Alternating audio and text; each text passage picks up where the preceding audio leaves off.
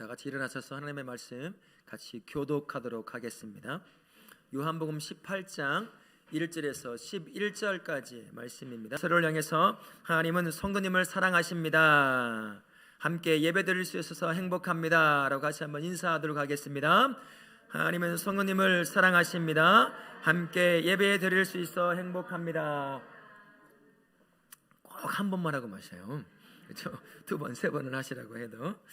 나무의 이름이 참 독특한 이름들이 많더라고요. 제가 최근에 발견한 나무의 이름은 엽기소나무라고 하는 나무가 있습니다. 들어보셨어요? 강원도 정선군에 가면 타임캡슐 공원이라는 곳이 있어요. 그곳 중앙에 엽기소나무라고 하는 소나무가 있더라고요. 아주 이제 어떤 영화의 명대사의 대사가 있었던 그 영화의 나무는 마지막 장면쯤 나오는 소나무였습니다. 제가 한번 그 대사를 해볼 테니까요, 그대로인지 한번 보세요. 견우야, 미안해. 나도 어쩔 수 없는 여자인가 봐. 기억나세요? 22년쯤 개봉했던 엽기적 그녀라는 영화에 나왔던 그 나무입니다. 그 나무가 이름이 엽기적 나무예요. 엽기적인 나무인지 엽기나무군요. 엽기소나무. 그 영화 때문에 그 소나무가 알려지게 된 거예요.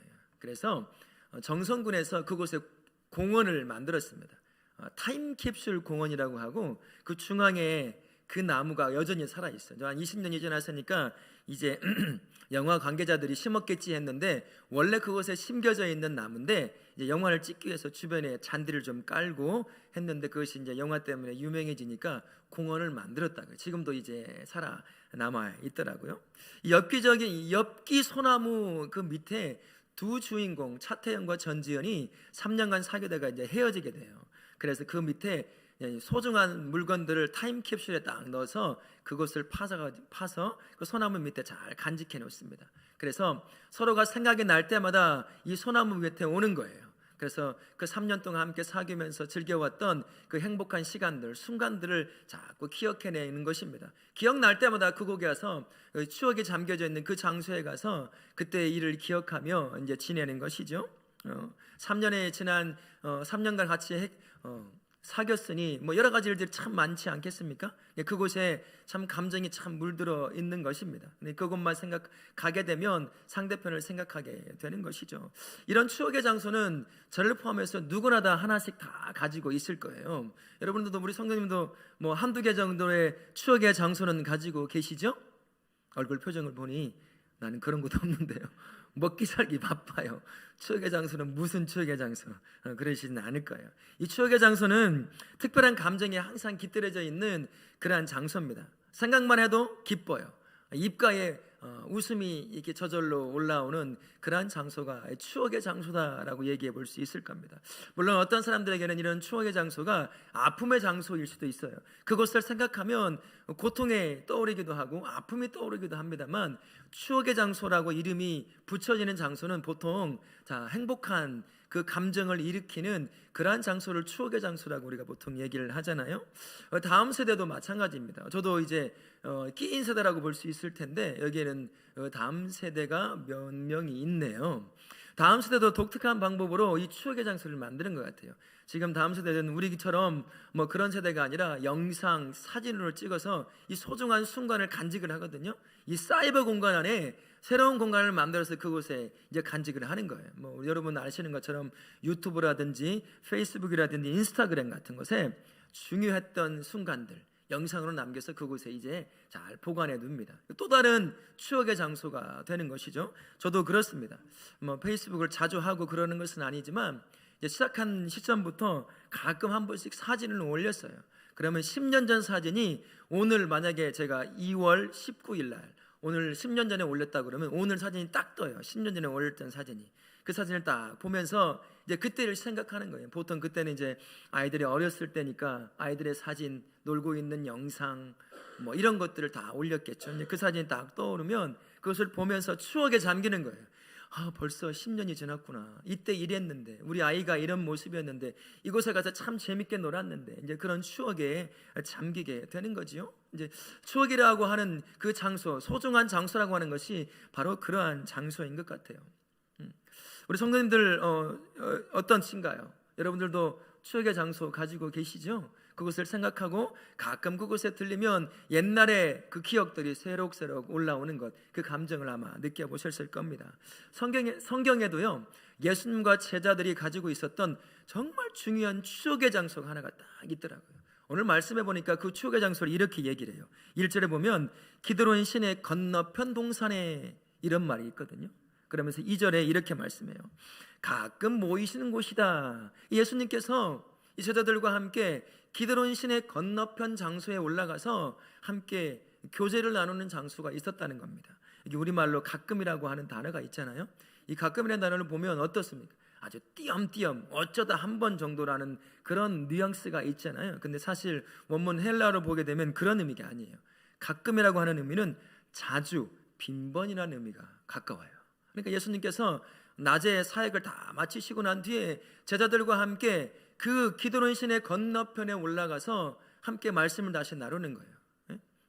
그곳에 가서 오늘 있었던 이야기들을 같이 나누고 지쳐있는 제자들의 마음을 감싸주기도 하고 오늘 진리를 선포했는데 이해하지 못하는 제자들에게 같이 모닥불에 오손도손 앉아서 같이 떡을 떼면서 밥을 먹으면서 그들에게 이제 말씀을 가르쳐주는 거죠. 오늘 내가 선포했던 말 이해하지 못했던 것이 바로 이러이러한 의미가 있는 거야. 오늘 나랑 함께 사역하면서 참 어려움이 있었을 텐데 고생했다 하면서 예수님께서 그들의 마음을 만져주시고 지친 영혼을 위로해주는 그러한 장소였을 것입니다. 그리고 오늘 주님께서 행하셨던 놀라운 기적들이 어떤 의미를 갖고 있는지 제자들이 알지 못하는 그들에게 예수님께서 이런저런 말을 통해서 가르쳐 주셨을 거예요. 기회만 되면 피곤한 몸을 이끌고 제자들과 함께 이 기드론 시내 맞은편 동산을 향해 올라가서 항상 나누고 또 사역을 정리하고 그들의 아픔을 끌어안고 그 3년 동안 그 일을 그곳에서 하신 거예요. 이 3년이라고 하는 세월이 이 기드론 시내 건너편 동산에 묻혀 있는 거예요. 묻어져 있는 것입니다. 마가복음 14장 32절에 보게 되면 이 기드론 건너편 동산이 어떤 동산인지 딱 얘기해줘요. 겟세마네 동산이다라고 얘기를 해줍니다. 겟세마네 동산에 올랐던 예수님, 제자와 함께 그곳에 가서 3년 동안 시간이 될 때마다 올라가서 그들과 함께 깊은 인생을 나누었던 것이죠. 그들과 함께 사역을 나누고 예수께서 이 땅에 오신 이유가 무엇인지, 내가 이 역사를 왜 일으켰는지, 너희들이 어떤 삶을 살게 될 것인지 아마 그곳에서 깊은 대화와 나눔을 가지셨을 거예요. 가끔 기회가 될 때마다 예수님께서는 이 겟세마네 동산에 올라가서 혼자 기도도 하셨던 곳, 참 3년이라고 하는 세월과 시간과 그들의 마음이 묻어져 있는 굉장히 중요한 소중한 추억의 장소가 바로 이 겟세마네 동산이라는 곳입니다. 오늘도 예수님은 변함없이 제자들을 이끌고 이 겟세마네 동산에 오르셔요. 아마 이것이 마지막이라고 예수님은 분명히 아셨을 것입니다. 이제 곧 잡히실 거고 끌려가서 신문을 당하고 그러고 난 뒤에 십자가에 못 박히실 것이기 때문입니다. 그래도 변함없이 오늘도 제자들을 끌고 이 겟세마네 동산, 이 소중한 추억의 동산으로 올라가십니다. 오늘은 왠지 유다는 동행하지 않아요.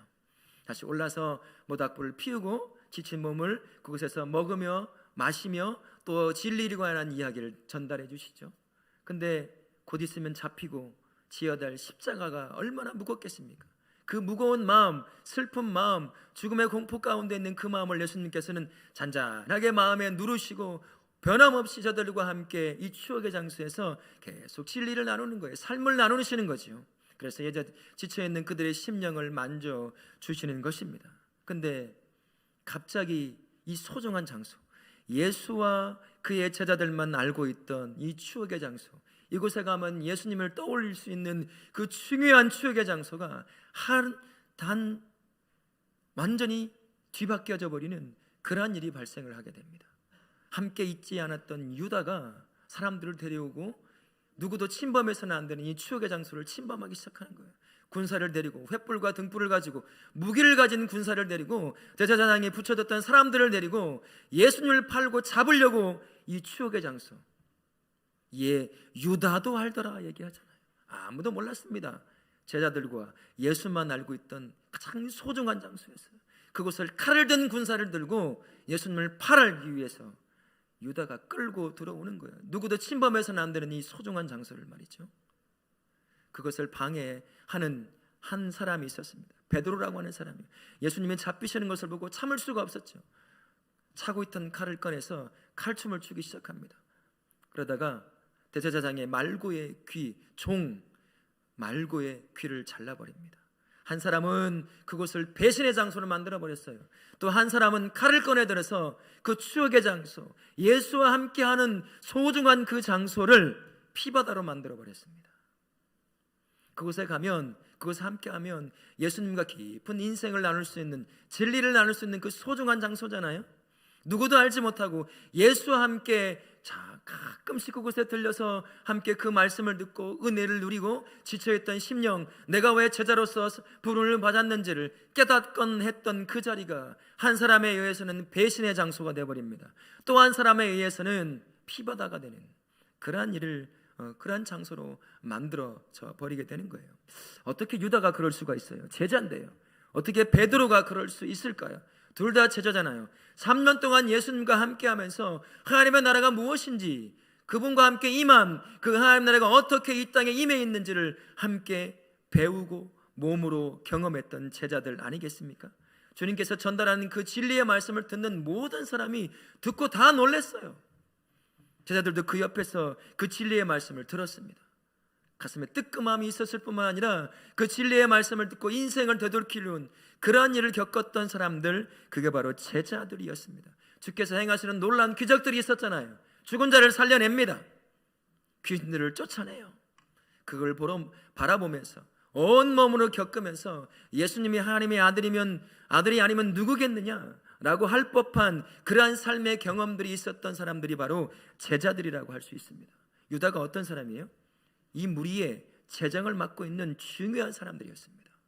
그 중에 중요한 사람이었어요. 심지어 베드로는 어떤 사람이죠? 주는 그리스도시요 살아계신 하나님의 아들이시니이다 라고 하는 최초의 신앙 고백을 했던 수제자였습니다. 근데 한 사람은 그 소중한 예수님과의 만남의 장소인 그곳을 배신의 장소로 망가뜨려 버렸습니다. 한 사람은 피가 낭자한 죽음의 장소를 만들어 버렸어요. 어떻게 제자들이 그럴 수 있느냐는 것입니다. 마가복음 14장 50절 말씀에 보게 되면 베드로와 유다를 제외한 다른 제자들이 어떻게 했는지를 말씀해줘요. 아주 짤막하게 이야기합니다. 제가 한번 읽어봐 드리겠습니다. 제자들이 다 예수를 버리고 도망하니라. 제자들이 그 추억의 장소에 모여서 예수님과 함께 하나님의 나라를 나누고 진리를 배우고 주님의 만져주심의 은혜를 통해서 다시 한번 소생케 되는 그런 경험이 있던 그 자리에서 모두가 다 예수님을 뒤로 하고 다 도망가 버리고 만 것입니다. 배신과 칼춤을 추는 그 장소에 유일하게 남은 한 사람이 있어요. 두 손이 묶인 채로 남아있는 예수 그리스도만 그곳에 떨렁하니 남겨져 있는 거예요. 제자들과 함께 인생을 나눴던 그곳, 삶을 공유했던 그곳, 진리를 가르쳤던 그 소중한 겟세마네라고 하는 그 동산, 그곳에만 가면 예수를 만날 수 있는 그곳이 어느 순간 손이 묶여있는 예수만 남겨진 장소가 돼버리고 만 것입니다. 이젠 더 이상 소중한 이 추억의 장소가 소중한 장소가 아니에요. 누구든 나의 이득과 상관이 없으면 언제든 버리고 도망쳐버릴 수 있는 아무런 장소도, 아무런 의미도 없는 장소가 돼버린 것입니다. 어떻게 제자들에게서 이런 일이 일어날 수 있었을까요? 3년이라는 시간 결코 작은 시간이 아닙니다. 하루 온종일 예수와 동행했던 사람들이에요. 그리고 예수님께서 가르치는 말씀을 그 누구보다도 가장 옆에서 듣고 또 깨달았던 사람들이 이 제자들의 삶이었습니다. 예수께서 행하시는 모든 기적을 단 하나도 놓치지 않고 눈으로 보고 귀로 보고 귀로 듣고 온몸으로 경험했던 사람, 심지어 맛까지 봤던 사람들이 이 제자라고 하는 사람들이었습니다. 그런데 그들이 그 소중한 곳, 예수와만 만날 수 있는 유일한 그 장소, 가장 인생의 소중한 곳, 3년이라고 하는 그 인생에 묻어져 있는 그 소중한 장소를 한 사람은 배신의 장소로, 한 사람은 피바다로 만들었어요. 그리고 누구도 오고 싶지 않고 있어도 도망치고 싶은 두려움의 장소로 제자들이 만들어버리고 말았습니다. 이들에게는 내려놓지 못한 그들만의 생각이 있었어요. 제자들은 여전히 내려놓아야 할 그것을 내려놓지 못한 채 여전히 그것을 붙잡고 있었습니다. 처음부터 그 생각을 갖고 있었어요. 예수를 배반하고 배반의 장소를 만들고 피바다로 만들고 도망치는 그 순간까지도 내려놓지 못할 그들만의 육신의 생각을 품고 있었던 사람들이 이 제자들의 삶이었습니다. 제자들에게 있어서 예수님은 어떤 분이었을까요?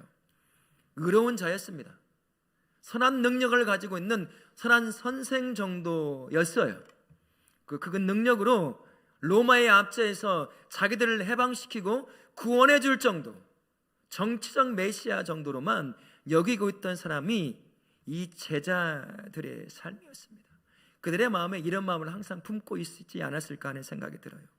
그 마음에 이런 마음을 품었을 것 같아요. 이제 예수님 하나님 흉내 그만 내시고요, 그 능력으로 우리 민족을 좀 로마에서 좀 해방시켜 주세요. 그 행동을 좀 하세요 라는 마음을 항상 품고 있지 않았을까 싶어요. 하지만 예수님은 그의 그런 마음을 예수님이 왜 모르셨을까? 다 아셨겠죠.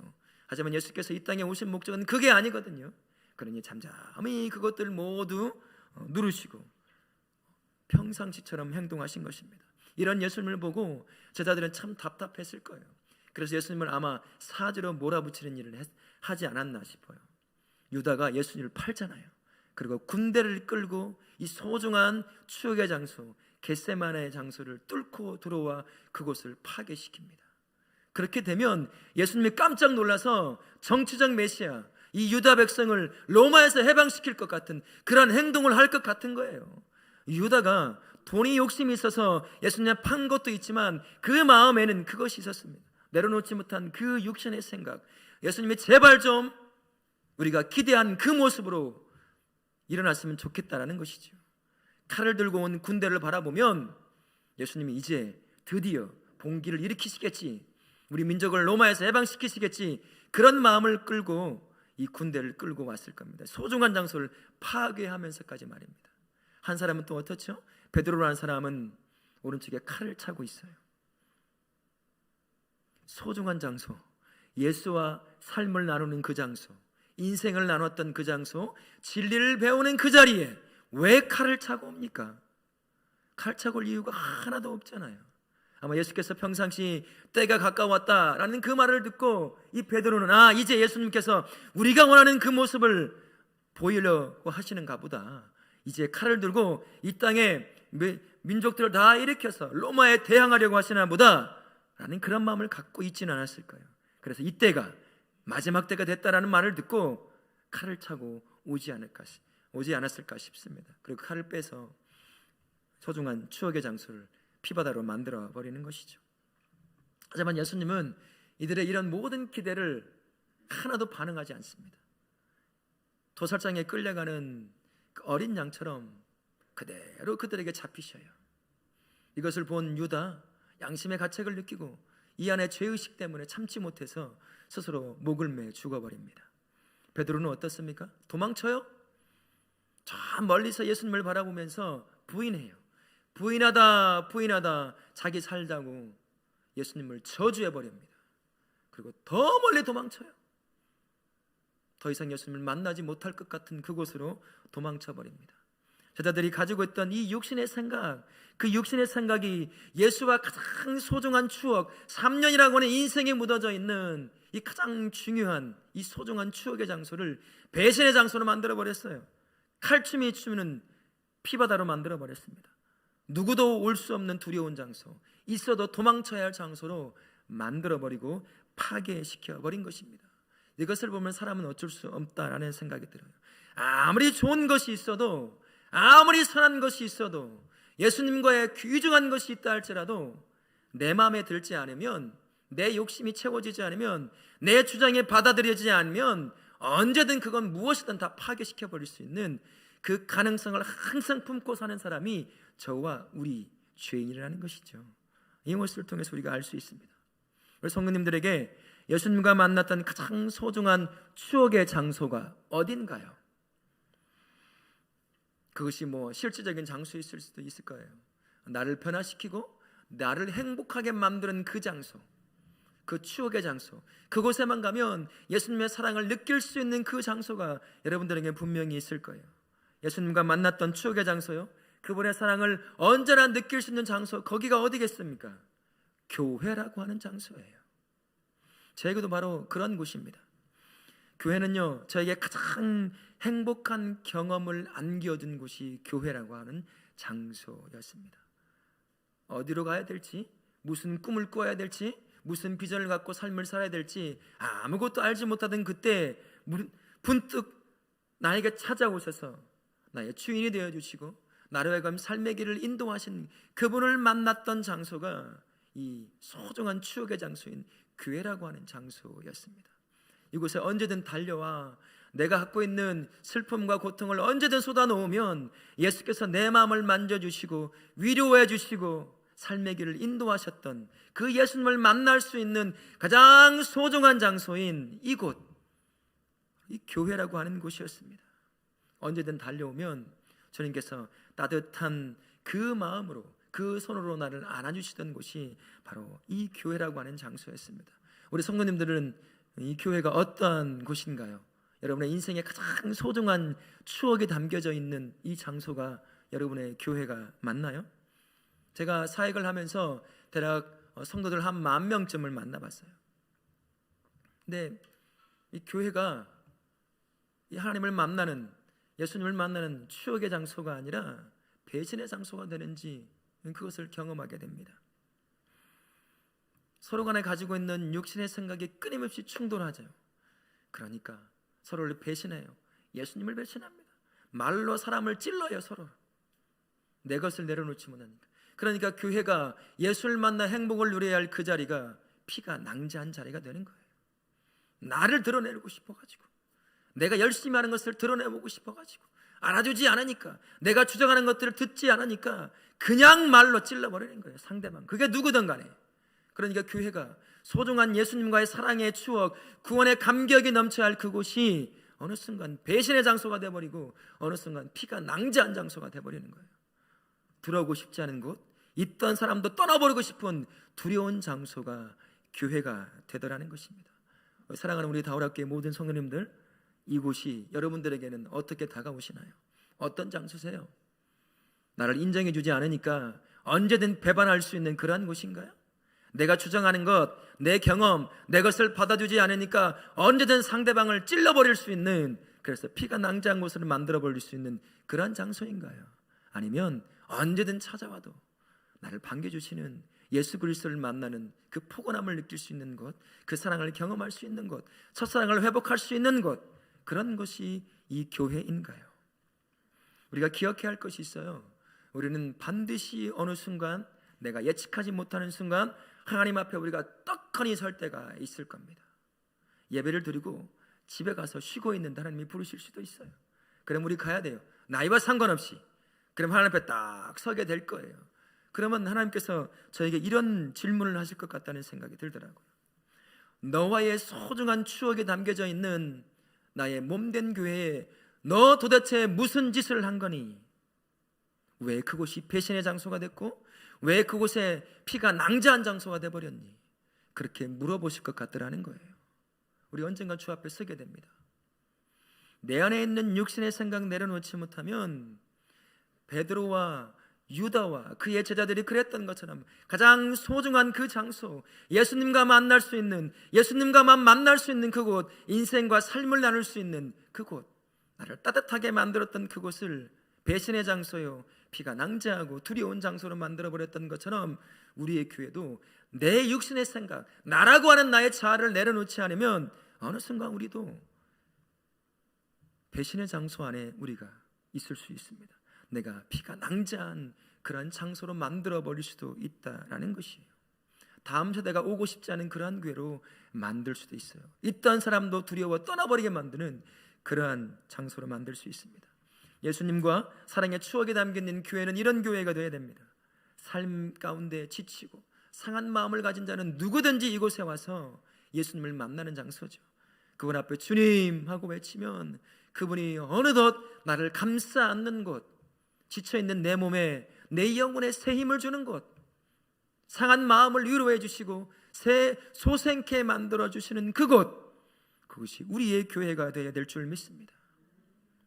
위로해주고 새 힘이 되어주며 함께 오는 지체를 만날 때마다 그를 통해 주어지는 그 위로의 말 한마디 때문에 다시 삶의 길을 일어설 수 있는 그러한 것, 그러한 곳이 주님의 몸된 교회, 예수님과 깊은 사귐이 있는 그 소중한 추억의 장소, 그 교회가 바로 우리 교회가 되어야 될 줄 믿습니다.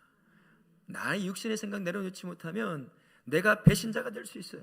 내가 피를 흘리게 만드는 그 사람이 될 수 있다는 것입니다. 나를 주장하고 나를 자꾸 내세우려고 한다면 부딪히게 돼 있는 거예요. 부딪히게, 이렇게 부딪히면 싸움이 일어납니다. 분열이 일어나요. 그럼 그 자리가 예수님은 없고 피가 낭자한 자리가 되는 것이죠. 배신의 자리가 되는 것이죠. 누구도 함께하고 싶지 않은 자리가 되어버리고 마는 것입니다. 이런 우리를 향해서 바울이 에베소서 4장 25절을 통해서 우리에게 이렇게 교회를 지키라 라고 얘기해 줍니다. 같이 한번 읽어보겠습니다. 그런즉 이는 우리가 서로 지체가 됨이라. 배신과 피 흘리게 하는 모든 거짓된 것을 내려놓으라는 거예요. 내 안에 있는 욕망, 나 좀 알아주면 좋겠어, 내가 하는 것 좀 봐주면 좋겠어, 내가 주장하잖아, 내가 쓰던 받아 라는 모든 것들을 내려놓으라는 거예요. 이 모든 거짓을 내려놓으면 주님의 소중한 추억의 장소인 이 자리, 누가 와도 예수를 만날 수 있는 그런 교회로 지켜낼 수 있다라는 것입니다. 서로를 향해서 진리를 말하는 거예요. 하나님의 말씀으로 위로해 주는 것입니다. 진실을 말하고 진실로 행동하는 거예요. 그러면 이 교회가 지켜지게 된다라고 말씀해 주는 것입니다. 우리 다락계 모든 성도님들은 여러분이 가지고 있는, 저를 포함해서 이 육신의 생각, 나라고 하는 이 자아, 자꾸 드러내고 싶은 나를 내려놓고요, 진리와 진실을 말함으로 말미암아 이 교회를 인생에서 누구든 가장 소중한 장소, 그 장소로 만드시고 지켜내실 수 있기를 축원합니다. 아멘. 교회만이 지켜야 할 가장 소중한 추억의 장소일까요? 육신의 생각에서 지켜야 할 또 다른 가장 중요한 장소 한 곳이 있습니다. 다른 곳보다 예수님과의 삶의 진한 인생의 고백이 남겨져 있는 곳, 매일같이 예수님과 교제를 나눠야 될 곳, 바로 마음이라고 하는 장소예요. 그러나 이 마음이 참 약합니다. 그래서 쉽게 무너져요. 쉽게 물들어 버립니다. 오염되는 것이 이 마음이라고 하는 장소예요. 어느 순간 내 육신의 생각이 네 마음을 차지하기 시작하면 이 순식간에 예수님과 깊은 사랑의 교제를 나눠야 될 이 마음이 배신의 장소가 돼버려요. 예수님을 찔러버리는, 피를 흘리는 장소가 돼버리는 곳이 우리의 마음이라는 것입니다. 내 육신의 생각, 욕심, 욕망, 나라고 하는 자아를 끊임없이 붙잡고 있으면 이 안에서 이 중요한 가장 소중한 추억의 장소인 이 마음에서 예수님과의 사랑의 교제를 가질 수가 없어요. 첫사랑의 그 감격을 또다시 느낄 수가 없다라는 것입니다. 더 이상 예수님과의 교제가 아니라 배신의 장소로 바뀌어버립니다. 피가 낭자한 곳으로 바뀌어버려요. 나조차도 통제할 수 없는 그런 두려움의 장소가 되어버리는 것이 이 마음이라고 하는 장소입니다. 마음은 성도의 삶의 가장 중요한 장소이기 때문에요, 절대로 오염이 되어서는 안 돼요. 나의 육신의 생각, 욕망이라고 하는 죄에 오염되어서는 절대로 안 된다는 것입니다. 그래서 잠언 4장 23절에 잠언 저자가 우리에게 이런 말을 합니다. 같이 한번 말씀을 읽어보겠습니다. 모든 지킬 만한 것 중에 생명의 근원이 이에서 남이니라. 이 마음 무너지면 영적인 삶은 죽게 되어 있습니다. 우리를 살려내는 유일한 분은 내가 평생 교제해야 될 예수 그리스도, 그분과 이 마음에서 끊임없는 교제가 있을 때 그제서야 내 영혼, 내 마음이 살아날 수 있는 겁니다. 그런데 이 마음이 내 육신의 생각, 욕망, 나라고 하는 옛 자아가 끊임없이 차지하면 이 마음은 배신의 장소, 피가 낭자한 장소밖에 되지 않는다라는 것입니다. 그래서 신명기 10장 16절에서 이렇게 우리에게 말씀합니다. 같이 한번 읽겠습니다. 그러므로 너희는 마음의 할례를 행하고 다시는 목을 곧게 하지 말라. 마음의 할례를 통해서 계속해서 내 마음에 있는 육신의 생각들을 주 앞에 내려놓는 거예요. 계속해서. 근데 이것이 단 한 번만 해서는 안 됩니다. 계속해서 내려놓는 거예요. 이 안에 있는 죄성이 끊임없이 육신의 생각을 만들어내거든요. 그러면 내 마음이라고 하는 장소가 예수와 교제가 일어나는 장소가 아니라 싸움이 일어나는 장소가 돼버리고 마는 거예요. 그래서 배신의 장소가 되고 피가 낭자한 장소가 될 수밖에 없는 겁니다.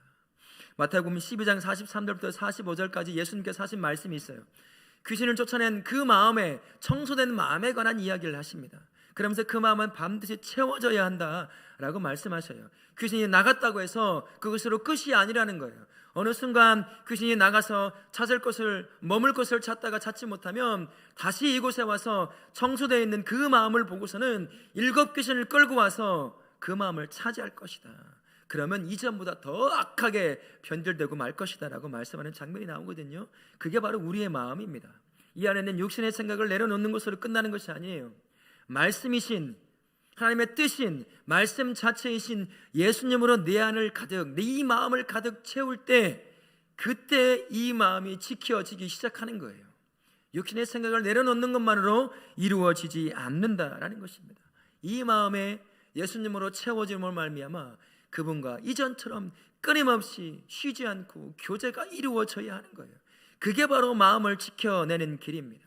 육신의 생각을 짓누르고 버리고 예수와 함께 깊은 사랑의 교제, 첫사랑의 그 감격이 끊임없이 올라오는 그 마음은 예수님으로 채워질 때만이 그 마음이 유지가 된다는 것입니다.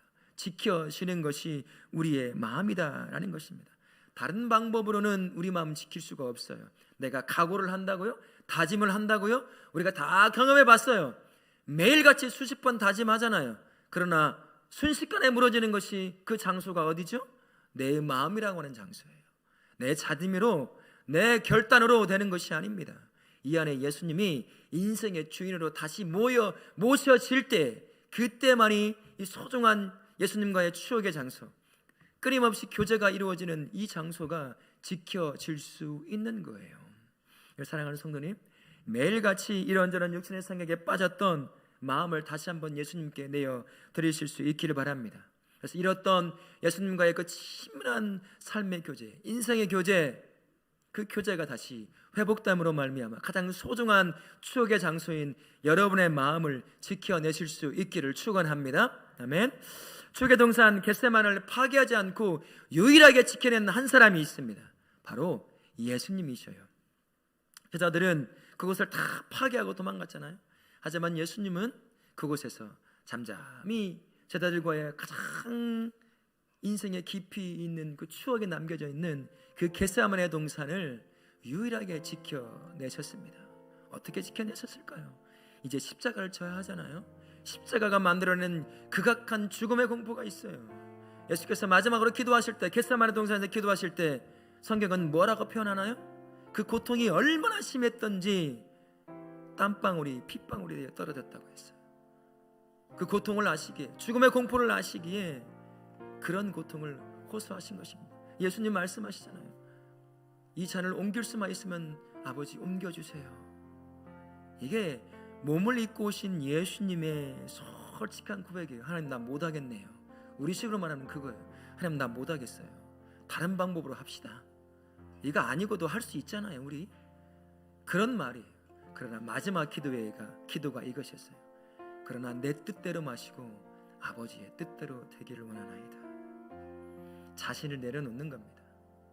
이 공포를 이겨낼 수 없으니 자신을 내려놓고 성부 하나님의 철저하게 순종했던 사람, 이 안에서 올라온 이것을 피하고 싶은 그 강한 욕망, 그 육신의 생각을 하나님께 온전히 내려놓은 거예요. 그럼을 말미암아 제자들과 함께 3년이라고 하는 인생이 묻어져 있는 그 겟세마네 동산, 가장 소중한 추억의 동산을 예수님이 다 지켜내신 것입니다. 우리의 교회도, 그리고 우리의 마음도 하나님의 뜻과 육신의 생각이 매일같이 부딪히는 곳이 이곳이에요. 나라고 하는 육신의 생각을 내려놓지 않으면, 나라고 하는 이 옛 자아를 내려놓지 않으면 이 교회는 끊임없이 배신의 장소가 되고 말 겁니다. 서로 싸우고 난리가 아닐 거예요. 피가 낭자한 곳으로 돼버리고 말 겁니다. 다음 세대 아이들, 우리가 육신의 생각을 내려놓지 못한 부모들의 세대, 그것을 바라보며 더 이상 교회에는 하나님이 없다고 들어오지도 않을 것입니다. 있던 다음 세대도 도망쳐버리고 말 거예요. 예수님처럼 이 안에서 올라오는 이 자신의 생각들, 육신의 생각, 나라고 하는 것을 내려놓지 않으면 우리 교회와 우리의 마음 결코 지킬 수 없습니다.